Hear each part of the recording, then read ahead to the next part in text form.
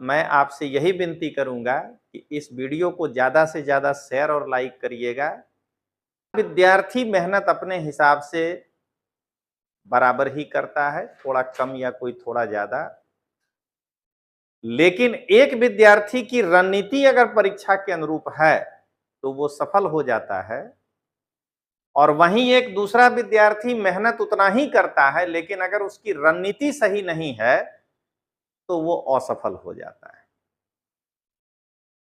तो मैं यूपीएससी की तैयारी करने वाले वैसे छात्र जो बेसिक एनसीईआरटी पढ़ना चाहते हैं या उसका लेक्चर देखना चाहते हैं, उनसे अपील करेंगे कि आप ये क्यूआर कोड है, इस क्यूआर कोड के द्वारा विश्वास लर्निंग ऐप पर जाइए और वहां देखिए कि ये 499 में 1 साल के वैलिडिटी का हमारे पास कोर्स है या नहीं, आकि खाली हम यहाँ झूठे प्रमोशन कर रहे हैं अब वहां 2000 निकल जाए। तो ऐसा नहीं होगा, 500 रुपया में ही आपको ये कोर्स मिलेगा। कई विद्यार्थी रणनीति सही बना लेते हैं, लेकिन जब टाइम मैनेजमेंट नहीं कर पाते, पढ़ते वो भी 8 घंटे ही हैं, लेकिन अगर वो टाइम मैनेजमेंट नहीं कर पाते हैं तो वो परीक्षा में असफल हो जाते हैं। और अगर एक दूसरा विद्यार्थी टाइम मैनेजमेंट कर लिया, समय प्रबंधन, तो वो सफल हो जाता है। वाले वैसे विद्यार्थी जो एनसीईआरटी एक बार पढ़ लिए हैं, उनको ये रिकमेंड करूंगा कि एनसीईआरटी प्रश्नों के माध्यम से सामान्य विज्ञान, जो कि बुक शिल्प इंडिया पब्लिकेशन से निकली है और इसका लेखक मैं ही हूं, रजनीश सिंह तोमर। इसमें टोटल अध्याय 25 हैं और हर एक अध्याय में 30 प्रश्न है। प्रश्न के पीछे व्याख्यात्मक हल भी है। तो आप इसको खरीद करके और अपने तैयारी को जांच सकते हैं कि आपकी तैयारी एनसीईआरटी में कैसी है। यूपीएससी की तैयारी करने वाले छात्रों को विश्वास लर्निंग ऐप में रजनीश सिंह तोमर का राम राम। दोस्तों, हम सभी जानते हैं कि पिछले 2 दिन पहले यूपीएससी 2025 का कैलेंडर जारी कर दिया है। तो जैसे ही कैलेंडर जारी हुआ, अब जो विद्यार्थी 2025 के लिए प्लानिंग कर रहे हैं कि हमको यूपीएससी की परीक्षा देनी है, तो उनके सामने 2 प्रकार की समस्याएं उत्पन्न होती हैं। पहला, रणनीति।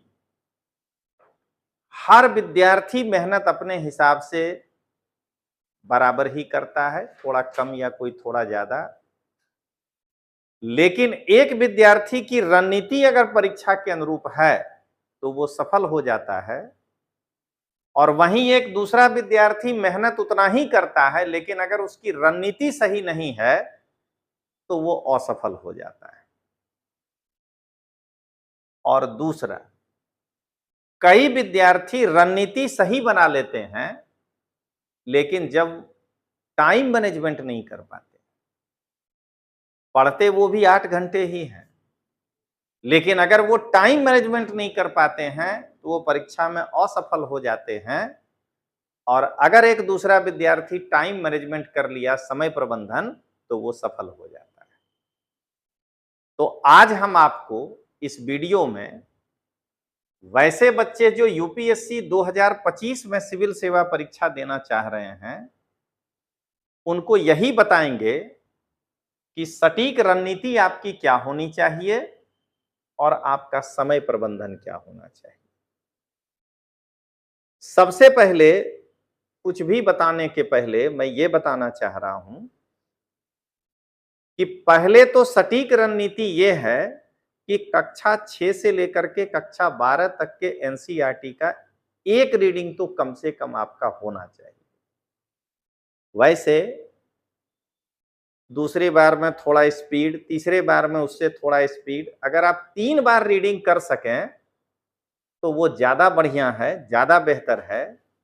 इसलिए सबसे पहला स्टेज तो यही है कि पहले आप 2-3 महीना लगा करके एनसीईआरटी पढ़ लीजिए। उसके बाद जो यूपीएससी प्रारंभिक परीक्षा का सिलेबस है, उस सिलेबस के आधार पर पढ़िए और मेंस परीक्षा के सिलेबस के आधार पर।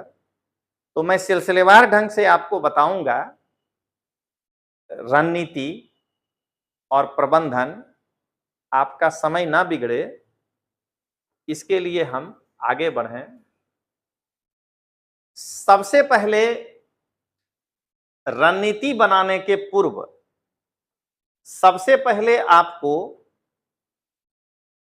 यह पता होना चाहिए कि किस तारीख को कौन सी रणनीति बनानी होगी। तो उसके लिए हमको यूपीएससी के नोटिफिकेशन को देखना पड़ेगा या कैलेंडर को देखना होगा। तो नोटिफिकेशन तो अगले साल आएगा, तब तक तो सब निकल गया रहेगा। तो आज हम कैलेंडर के हिसाब से देखने का प्रयास करेंगे। तो पहले कैलेंडर जाने, तब रणनीति और हम इसकी बात करेंगे। दोस्तों, सिविल सेवा परीक्षा का नोटिफिकेशन 22 जनवरी 2025 को आएगा। फॉर्म भरने की अंतिम तारीख 11 फरवरी है 2025 और प्रारंभिक परीक्षा की तिथि 25/5/2025 है। मैं आज वीडियो बना रहा हूं तो 26 तारीख या 27 तारीख, तो लमसम 1 साल मान के चलिए। लेकिन मेरा यह मानना है दोस्तों, इसको 1 साल नहीं गिनिएगा, इसको 11 महीने गिनिएगा, क्योंकि यही है सटीक रणनीति। क्योंकि अंतिम का 1 महीना रिवीजन किया जाता है, ना कि कोई नया चीज पढ़ा जाता है। तो प्रारंभिक परीक्षा के लिए हमारे पास 11 महीने हैं। यह आप अपने कॉपी में बढ़िया से नोट करिएगा। और मुख्य परीक्षा 22 अगस्त को होने जा रहा है। तैयारी तो दोनों होना चाहिए, वरना पीटी पास करके ये 3 महीना में क्या कर लीजिएगा। और दूसरा, इसका रिजल्ट आया और उसके बाद अगर मेन सोचिएगा तो कुछ बचा ही नहीं उस साल के लिए। अभी से दोनों की रणनीति आपको बनानी होगी। तो पहले यही ध्यान रखना है कि 11 महीने अपने पास प्रीलिम्स के लिए है, फिर अंतिम का 1 महीना तो हम मेंस पढ़ ही नहीं पाएंगे, और उसके बाद 3 महीना जो है उसमें से भी अंतिम 1.5 महीना रिवीजन का होगा। तो 11 महीना में 1.5 महीना और जोड़ दीजिए तो 13.5 महीना मेंस के लिए है। लेकिन पहली बार परीक्षा देने वाले लड़के को फरवरी में मेंस नहीं पढ़ना चाहिए, जनवरी के बाद उसको प्रीलिम्स ही करना चाहिए पहली बार। तो मेंस देने वालों के पास तो जनवरी है और आगे का 1.5 महीना है। तो अगर देखा जाए तो मई, जून, जुलाई, अगस्त, सितंबर, अक्टूबर, नवंबर, दिसंबर, जनवरी, 10.5 महीना, 11 महीना मैंने दोनों में अपने पास है। अब हम कैसे रणनीति बनाएंगे? अगर हमको ये पता ही नहीं होगा कि प्रारंभिक परीक्षा में किस पार्ट से कितने क्वेश्चन आते हैं, तो पहले ये जान लीजिए, फिर हम आपको रणनीति और प्रबंधन बताएंगे। उसके पहले दोस्तों मैं एक बता दूं आपको कि यूपीएससी में हिंदी माध्यम के तैयारी करने वाले छात्रों के समस्याओं को ध्यान में रखते हुए विश्वास लर्निंग ऐप में, जिसका कि ये क्यूआर कोड है, आप इसके माध्यम से वहां जा सकते हैं। एक एनसीईआरटी का 1000 घंटे का कोर्स है मात्र 499 रुपया में, और एक यूपीएससी प्रीलिम्स का भी कोर्स है उसमें, वो भी 1000 घंटे का ही है। उसमें अभी कुछ क्लासेस बाकी है, वो भी 499 रुपया में है। तो आप इस कोड के द्वारा, और देख रहे होंगे ये कोड हर पन्ने में डाल दिए हैं स्लाइड में, आप विश्वास लर्निंग ऐप पर जाइए और वहां विभिन्न कोर्सों को देखिए, दूसरे कोर्स से अनुभव करिए, तुलना करिए, और फिर आप ये कोर्स परचेज करके चाहें तो अपनी तैयारी को नई उड़ान दे सकते हैं। सबसे पहले हम सभी जानते हैं कि यूपीएससी के सिविल सेवा प्रारंभिक परीक्षा जो है सीएसपी, ये 400 नंबर का होता है। जिसमें जनरल स्टडीज 1 के 200 मार्क और जनरल स्टडीज 2 के 200 मार्क। 1 में 100 क्वेश्चन होता है 2 मार्क का और 2 में 80 क्वेश्चन होता है 2.5 मार्क का। इसी को हम क्लास वाले लोग सीसेट के नाम से बुलाते हैं। ये जो है पेपर 2, इसमें आपको क्वालिफाई करना है 33% यानी 66.7 अन्यथा 67 मार्क,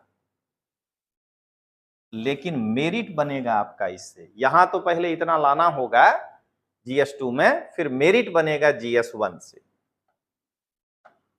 तो 200 मार्क का जो हमारा GS1 है, अगर हम लास्ट ईयर का मेरिट देखें तो 75 पॉइंट समथिंग है। यानी कि अगर हम इसको पॉइंट में ना बोल के डायरेक्ट करें, ज्यादा से ज्यादा 76 मार्क है। और 76 मार्क के लिए हमको 38 क्वेश्चन ही बनाना है प्लस माइनस करके, क्योंकि 2 मार्क का एक। अब रणनीति और प्रबंधन बाद में, पहले थोड़ा हम सिलेबस समझें, ये क्वेश्चन समझें। तो अब 100 क्वेश्चन में से पहला पार्ट है भारत का इतिहास, जिससे 18 प्रश्न हर एक साल आता है। प्राचीन भारत को अच्छे से पढ़ लीजिए, 5 क्वेश्चन होता है।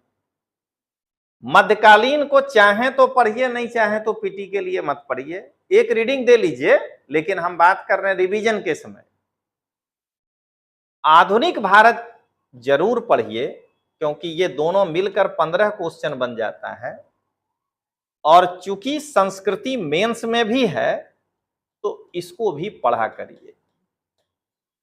तो प्राचीन भारत, आधुनिक भारत और संस्कृति पर हम विशेष ध्यान देंगे, तो 17 प्रश्न तो हमको परीक्षा में पकड़ाए गए। इसके बाद है हमारा भूगोल, 10 क्वेश्चन। भौतिक भूगोल से 2 प्रश्न है, लेकिन हम जानते हैं कि मुख्य परीक्षा में भी भौतिक भूगोल से सवाल होता है। चक्रवात, सुनामी, पर्वत, ये सब, तो इसीलिए इसको बढ़िया से पढ़िएगा। और उसके बाद भारत का भूगोल जो है वो इंपॉर्टेंट है, तो आपके 9 प्रश्न तो पक्का हो जाएंगे। वर्ल्ड ज्योग्राफी हम इसलिए लड़के को हमेशा कहते हैं पढ़ने के लिए कि ये इंटरनेशनल रिलेशन में मदद करता है। अब आइए दोस्तों, अभी मैंने आपको बताया कि यूपीएससी की तैयारी जब भी आप शुरू करते हैं तो आपके लिए सबसे पहला और बेसिक बुक्स है एनसीईआरटी। मुझे ऐसा लगता है कि भारत के लगभग बच्चे के घर में एनसीईआरटी की किताबें हैं, क्योंकि हम सभी मार्गदर्शक कहते हैं कि आप पढ़िए। बच्चे पढ़ भी लेते हैं, लेकिन पढ़ने के बाद उनकी तैयारी कहाँ है ये चेक करने के लिए उनके पास एनसीईआरटी पर आधारित प्रश्न का मार्केट में अभाव है। तो इसको ध्यान में रखते हुए हमने एनसीईआरटी प्रश्नों के माध्यम से एक सीरीज शुरू किया है। यह टोटल 9 क्वेश्चन का 9 पार्ट में आएगा। छठा से लेकर के 10वां तक का 4 पार्ट है, विज्ञान, भूगोल, इतिहास, इकोनॉमिक्स और राज व्यवस्था। 11th-12th में जाने के बाद कल्चर का एक पार्ट, फिर वैसे इतिहास, भूगोल, विज्ञान, ऐसे करके। तो ये पहला सीरीज है एनसीईआरटी प्रश्नों के माध्यम से सामान्य विज्ञान। इसमें अध्याय 25 हैं, इसमें पृष्ठ 216 है और इसका कीमत 272 रुपया है। यह किताब बुक शिल्प इंडिया पब्लिकेशन से छपी है और इसका लेखक मैं ही हूं, रजनीश सिंह तोमर। ज्ञान वर्ल्ड पे भी ये अवेलेबल है, फ्लिपकार्ट पे भी ये अवेलेबल है और राय बुक शॉप का यहाँ पे मोबाइल नंबर दिया हुआ है 9891605090। तो आप यहाँ पर भी ये किताब ऑर्डर करके मंगा सकते हैं।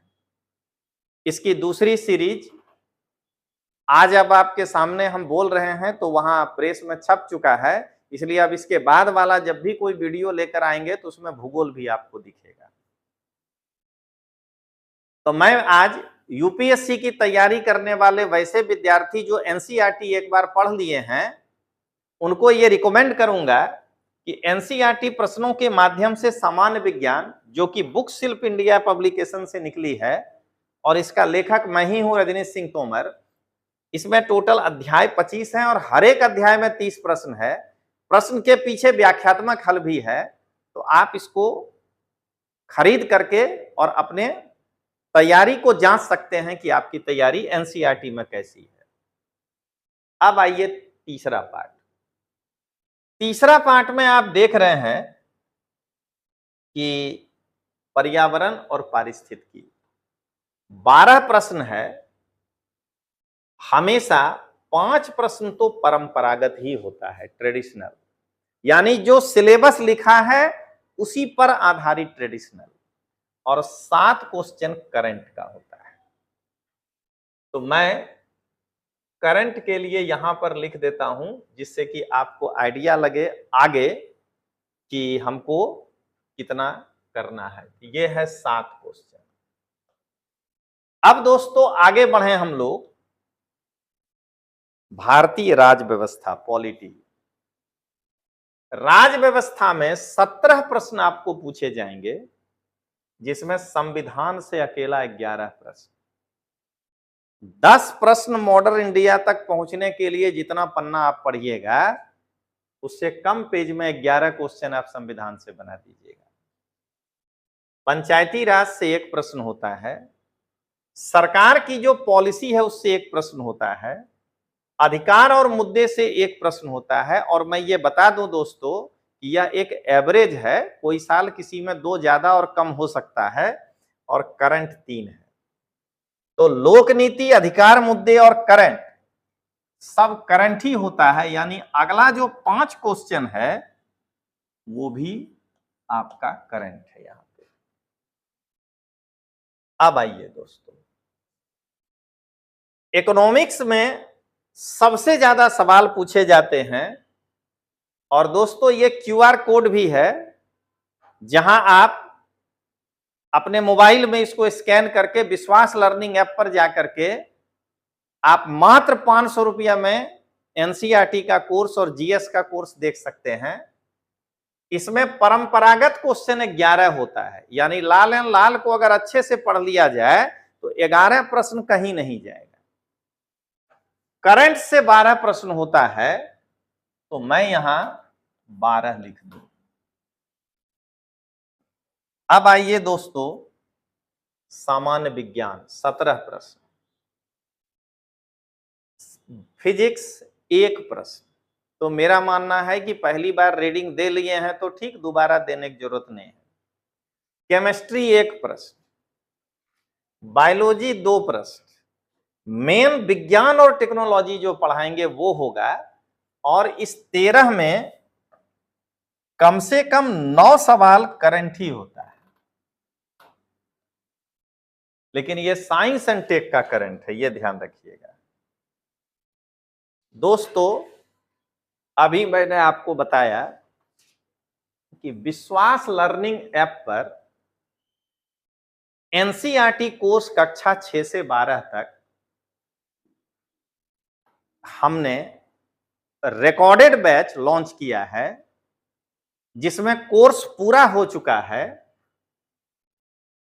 इसकी वैलिडिटी जो है 1 साल की है, और ये 499 रुपया में है।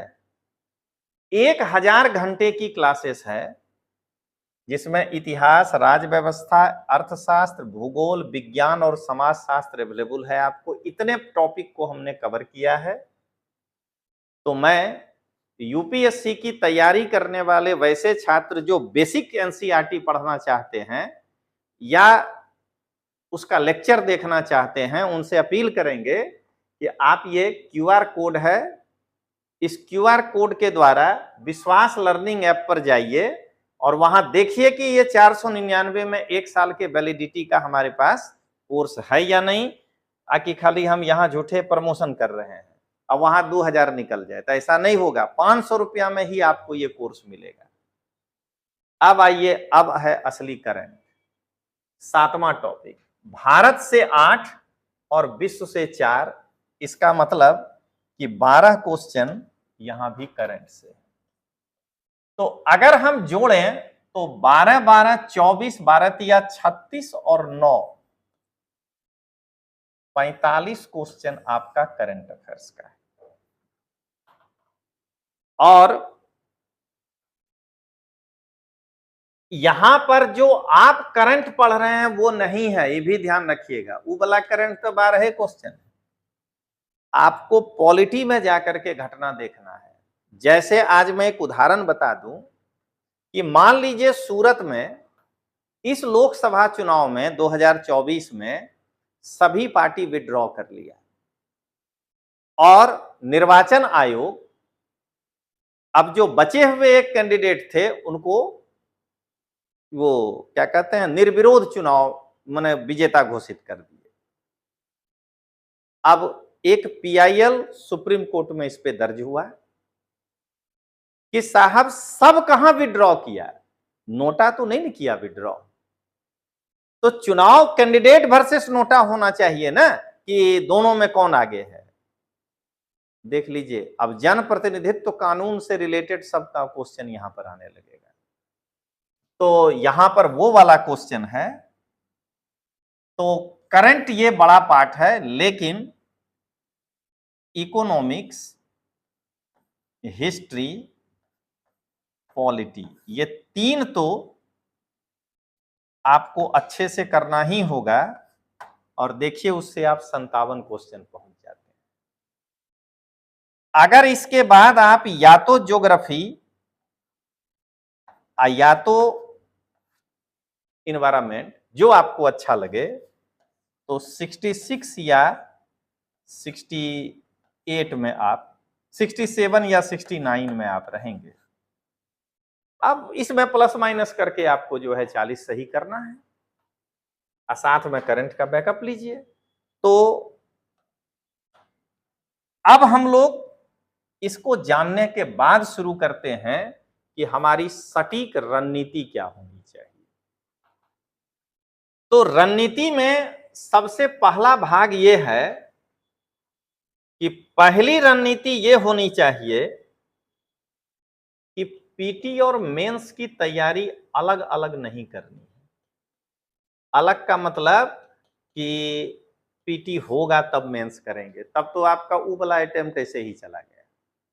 आपको अभी से लगना पड़ेगा पीटी और मेंस दोनों में। पहला रणनीति ये कहता है। तो सबसे पहले क्या करिए, उन सब्जेक्ट को उठाइए, हम एक नाम लिखे ज्योग्राफी, जो पीटी में भी हो और मेंस में भी हो। तो इससे क्या होगा कि दोनों की तैयारी आप साथ साथ शुरू कर देंगे। अब मान लीजिए भारत का भूगोल का चैप्टर 1 पढ़े, तो अब देखते हैं 10 साल के सवाल में कि उस चैप्टर से कोई प्रश्न आया है क्या। तो पहले ये उठाना है। अगर ऐसे तो देख लीजिए, उसके बाद हिस्ट्री है जो प्री और मेन दोनों में है, पॉलिटी है जो प्री और मेन दोनों में है, इकोनॉमी है जो कि प्री और मेन दोनों में है, साइंस एंड टेक्नोलॉजी है जो कि प्री और मेन दोनों में है। तो ऐसे बहुत से टॉपिक हैं जो आप पीटी के साथ साथ मेंस जो है, ये देखिए पर्यावरण है जो कि दोनों में है।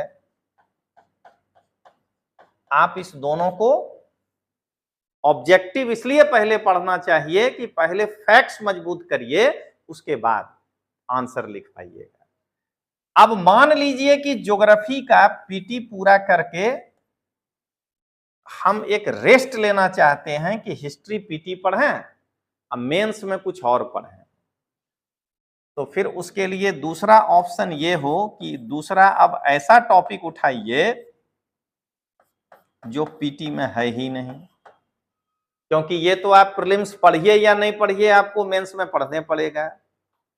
तो इस तरह से आप पहले रणनीति ये बनाइए। थोड़े दिन जब आप ये पढ़ लेंगे और आपके अंदर शब्द, कंटेंट सब कुछ आ जाएगा, तब आप ऐसे की तैयारी करिए। पहला स्टेप क्या हुआ, प्रीलिम्स के जो सब्जेक्ट हैं उससे मेंस के सब्जेक्ट को पढ़ेंगे साथ में।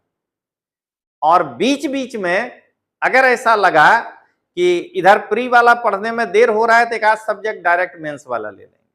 पेपर 4 अभी नहीं लेंगे, पेपर 4 छोड़कर जब हमारा वो तैयार हो जाए तो हम निबंध की ओर बढ़ेंगे और निबंध के साथ हम जीएस का पेपर 4 देखेंगे। ये हो गया एक रणनीति। दूसरी रणनीति क्या है कि हम ऑप्शनल पेपर को पैरेलल तैयार करेंगे। ऑप्शनल पेपर अब कैसे लेना है, क्या लेना है, उस पर हम अलग से वीडियो बनाएंगे आगे, लेकिन ऑप्शनल पेपर जो भी लिए उसको आपको दिसंबर तक पूरा करना पड़ेगा। तो सटीक रणनीति में दूसरा पार्ट ये है। और तीसरी रणनीति ये है कि इतना सारा मेंस वाला जो काम करना है वो मई से लेकर के जनवरी के बीच में कर लेना है। मई 2024 से जनवरी 2025 के बीच में, यह है सटीक रणनीति। और फरवरी से लेकर के मार्च 2025 तक, सॉरी अप्रैल 2025 तक जितना पढ़े थे मेंस पीटी वाला उसको जो है एक एक टॉपिक वाइज शुरू करें, फिर से पढ़ना। और अप्रैल टू मई ये जो एक महीना है इसमें हम पेपर बनाएं और खुद को जांचें कि हमारा पोजीशन क्या है और अपने को रिवाइज करें जो टॉपिक हमारा कमजोर है। अब दोस्तों सबसे ज्यादा जो समस्या आता है वो है समय प्रबंधन। तो आपने देखा कि अपने पास कायदे से 11 महीना प्री में है और 11 महीना मेंस में है। दोनों में बराबर ही है, गिन के बता दिए। तो 11 महीना जो मेंस में है उसमें एक सब्जेक्ट पर हमको कितना टाइम मिलने वाला है, आज जरा उसको देख लें। उतने ही समय में इसको खत्म करेंगे तब हम 25 का एग्जाम दे पाएंगे। तो सब्जेक्ट खाली पहले लिख रहे हैं। पहला है GS1। GS1 में 3 subject, history, geography, social issue. अगर सोशल इशू थोड़ा छोटा है तो हिस्ट्री थोड़ा बड़ा है पढ़ने के लिए, वर्ल्ड हिस्ट्री उसमें आ जाता है। GS2, GS2 के अंदर 3 सब्जेक्ट, एक पूरा पॉलिटी अपने आप में, एक पब्लिक एडमिनिस्ट्रेशन कहिए या सरकार का जो है कामकाज वो कहिए, और तीसरा इंडिया एंड वर्ल्ड। GS3 में ऐसे तो 4 है लेकिन वो लेंथ के हिसाब से 3 ही है। पर्यावरण और आंतरिक सुरक्षा मिला के एक सब्जेक्ट के बराबर का टाइम लगेगा और इकोनॉमिक्स और साइंस एंड टेक्नोलॉजी तो 3 है। अब आइए GS4 में। GS4 को हम 2 सब्जेक्ट में बांटेंगे लेंथ के हिसाब से। एक होगा केस स्टडी वाला मेहनत और एक होगा जो बाकी उनका सिलेबस है वो। केस स्टडी भी आपको तैयार करना है। तो अगर जीएस के पॉइंट ऑफ व्यू से देखें तो 11 सब्जेक्ट हो गए। टॉपिक हम लोग कहते हैं बट ये सब्जेक्ट हो गया। 5वां, निबंध अपने आप में एक टॉपिक है। तो जीएस और ऐसे मिलकर के हो गए 12 सब्जेक्ट। और छठा है हमारा ऑप्शनल, हम कोई भी लें। 4 सब्जेक्ट है वो अकेला अपने आप में। एक पूरा प्राचीन भारत, एक पूरा आधुनिक भारत, एक पूरा मध्यकालीन, एक पूरा जो है वर्ल्ड। कोई विषय लेके देखिए, हम तो पाली भी पढ़ाए हैं, हिस्ट्री भी पढ़ाए हैं, ज्योग्राफी भी पढ़ाए हैं, ऑप्शनल में सब पढ़ाए हैं, हमको पता है। कहीं भी जाइएगा 4 गो विषय है वो सब मिलाकर के। तो कुल मिलाकर के 16 सब्जेक्ट आपको पढ़ना है फ्री में। अब महीना कितना है? 11। तो 11 महीना गुना 30 दिन, अब भागा 16 सब्जेक्ट। ठीक ना? 16 दूना 32 नहीं होता है, लेकिन आप पे रहम अगर कर दें हम कि चलो कोई बात नहीं है, 2 से भाग लगा देते हैं, तो 22 दिन आपके पास एक सब्जेक्ट में मिलता है। और हमारा कैलकुलेशन कहता है 18 दिन, क्योंकि महीना में 2 दिन तो डिस्टर्ब होता ही है आदमी अपने लाइफ में, कोई न कोई 2 दिन का पढ़ाई कि घर में कोई गार्जियन के दोस्त आ गए, उसमें जाना है, ये करना है उसमें। तो आपको सोच कर देखिए 54 दिन में GS1 खत्म करना है। आइए आप पे रहम कर दें तो 60 दिन, 20 वाला भी मान लें। 60 दिन में पेपर 2, 60 दिन में पेपर 3, 60 दिन में पेपर 4। ऐसे में मान लीजिए आप अगर 60 दिन नहीं लगाइएगा तो वो दिन अगर इधर दे दीजिए, माने किसी भी कैलकुलेशन में 70-80 दिन से ज्यादा मेंस में एक विषय पे नहीं मिल रहा है। अभी दिन बहुत ज्यादा लग रहा है, अभी बताते हैं ना अगला। अब आइए प्रीलिम्स के 11 मंथ में कितना टाइम मिल रहा है। पहला हिस्ट्री, मान लीजिए मेडिवल इंडिया छोड़ दीजिएगा तो भी 3, एंशिएंट मॉडर्न और कल्चर। दूसरा ज्योग्राफी, मान लीजिए वर्ल्ड छोड़ दीजिएगा तो भी 2। तीसरा पॉलिटी, मान लेते हैं 1। चौथा इकोनॉमी, मान लेते हैं 1। पांचवा पर्यावरण 1। जनरल साइंस, मान लिए कि आप साइंस एंड टेक छोड़कर अगर दूसरे पे नहीं ध्यान दीजिए तो 1 नहीं तो 2 है। आप अगर करंट अफेयर्स पर ध्यान दे रहे हैं तो ये तो 2 विषय के बराबर अकेला है, 3 विषय भी हो जाएगा अगर बढ़िया से देखा जाए तो। समय की बात कर तो 5 1 6 1 7 1 8 1 9 3 12 और नहीं तो 11 विषय तो है। तो इसका मतलब ये हुआ कि इसमें 30 दिन हमारे पास है एक विषय पर। यहां पर 60 दिन और यहां पर 30 दिन। आप जरा सोच के देखिएगा, अब आपको लगेगा कि बहुत है। आप अगर औसतन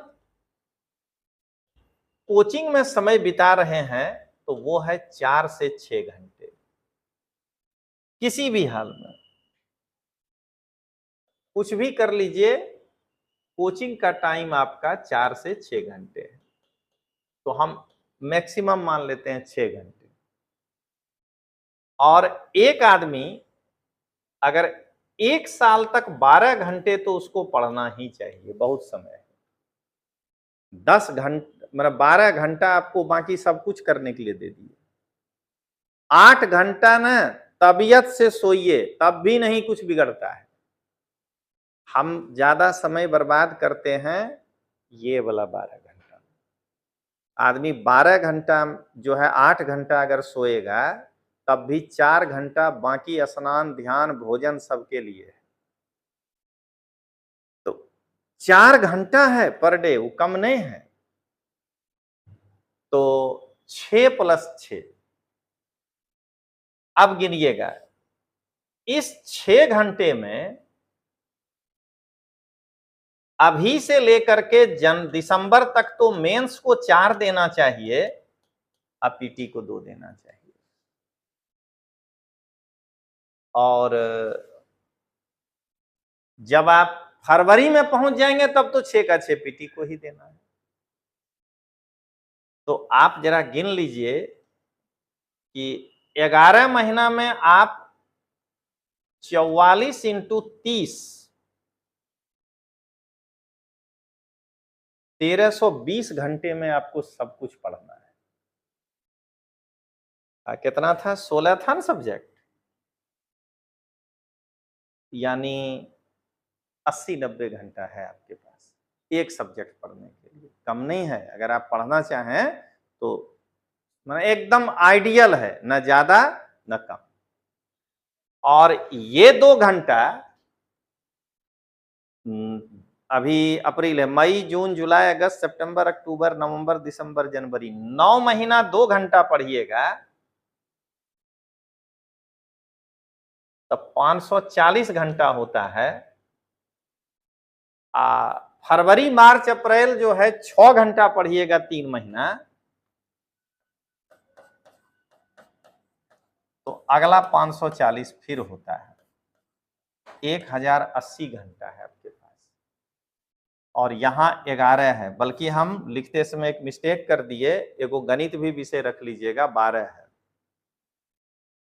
एक्चुअली सीसेट को हम अलग कर दिए थे, लेकिन करना नहीं चाहिए, परीक्षा का भाग है। तो देख लीजिए, 12 96 वर्णम आठोतल से 80-90 घंटा इसमें भी है। यहां 80 घंटा हिस्ट्री को नहीं है, प्राचीन भारत को है। क्योंकि यहां तो आपको क्या किए हैं, इतिहास में ना 2 लिख दिए हैं, 3। 80 घंटा आधुनिक भारत को है, 80 घंटा भारत के भूगोल को है।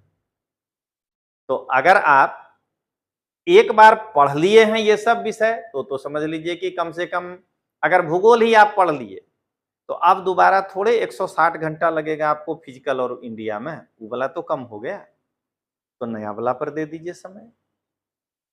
और अगर आप मान लीजिए कि एक बार पूरे पढ़े हुए हैं तब तक कितना घंटा है, तो अगर आप टाइम को मैनेजमेंट करके इस तरीके से तैयार करिएगा तो मेरा ये मानना है, क्योंकि हम लोग पुराने टीचर हैं, मैं आपको थोड़ा परिचय दे दूं अपना, उसके बाद आगे बढ़ूं। मेरा नाम रजनीश सिंह तोमर है। मैं वर्ष 2000 से आईएएस की तैयारी करने वाले छात्रों को मार्गदर्शन दे रहा हूं, यानी मेरे पास 23 साल कंप्लीट हो चुका है जो अनुभव है, और 24वां साल चल रहा है। 2000 ईस्वी से 2013 तक 13 साल हमने भी दिल्ली के मुखर्जी नगर और राजेंद्र नगर में इसको तैयारी कराया है लड़कों को। उसके पहले वही मुखर्जी नगर और क्या कहते हैं नेहरू बिहार में रह करके मैं भी तैयारी ही किया हूं।